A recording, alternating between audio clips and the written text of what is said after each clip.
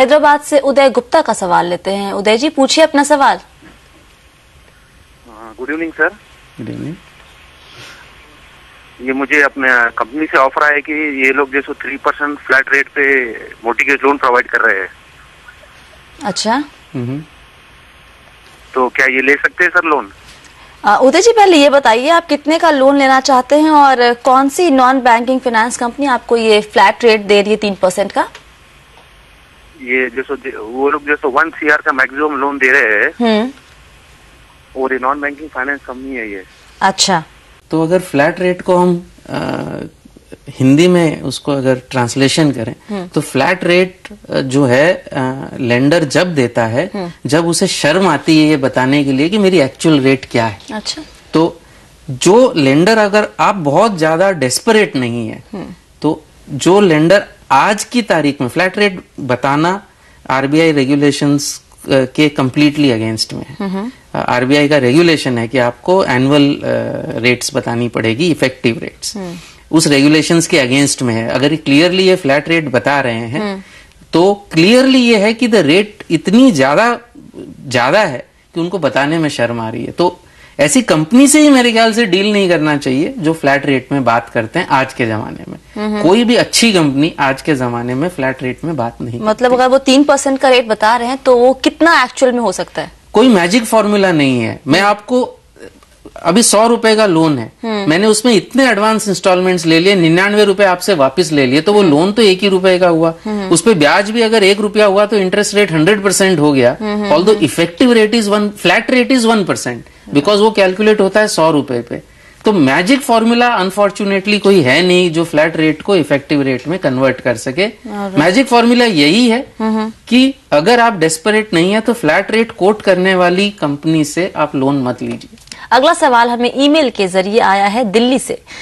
अमित शुक्ला जानना चाहते हैं कि होम लोन लेने के लिए अभी क्या सही रहेगा, फ्लोटिंग रेट या फिर फिक्स्ड रेट? दूसरा ये कि वो ये भी जानना चाहते हैं कि होम लोन के लिए इंश्योरेंस मिलता है या नहीं, और अगर मिलता है तो क्या बैंक ही इसका इंतजाम कर देंगे या फिर उन्हें किसी इंश्योरेंस कंपनी के पास अलग से जाना पड़ेगा? साथ ही अमित ये भी जानना चाहते हैं कि अगर वो लोन की ईएमआई भरना शुरू करते हैं तो क्या वक्त बीतने पर इंश्योरेंस का प्रीमियम भी कम होगा? हर्षी, 3 सवाल पूछे। फ्लोटिंग वर्सेस फिक्स तो खैर मतलब $1 मिलियन क्वेश्चन जिसे कहते हैं, लेकिन उसमें सबसे ज्यादा याद रखने की चीज ये है कि वन टाइम डिसीजन नहीं है। लोग ये सोचते हैं कि मैंने फिक्स ले लिया तो अब मेरा वन टाइम 15 साल तक ये डिसीजन हो गया या 20 साल। ये डिसीजन आपको रिव्यू तो करना ही है, चाहे जो भी डिसीजन आप लें, क्योंकि जो डिसीजन आज सही है वो शायद 6 महीने में सही ना हो। तो कम से कम हर 6 महीने में आपको डिसीजन को रिव्यू करना है।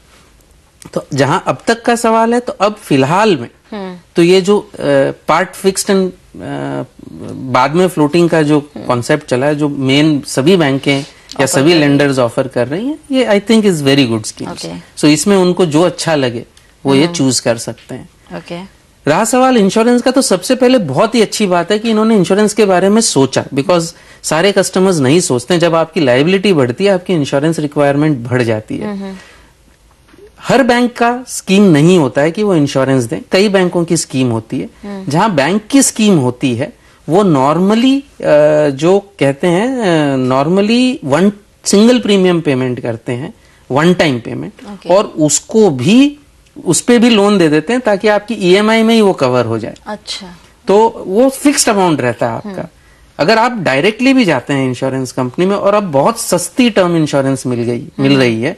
अब जैसे एगॉन रेलिगेयर की स्कीम आई है जो सिर्फ ऑनलाइन मिलती है, वो काफी सस्ती है। वो अगर आप डायरेक्टली लेंगे तो शायद आपको सस्ती पड़ेगी बैंक की भी स्कीम के मुकाबले। लेकिन नॉर्मली उसमें प्रीमियम, फिर अगर आप रेगुलर प्रीमियम देते हैं तो वो रेगुलर ही रहता है। अगर आप उसको रिड्यूसिंग टर्म कवर लेते हैं तो भी प्रीमियम आपका फिक्स्ड रहता है।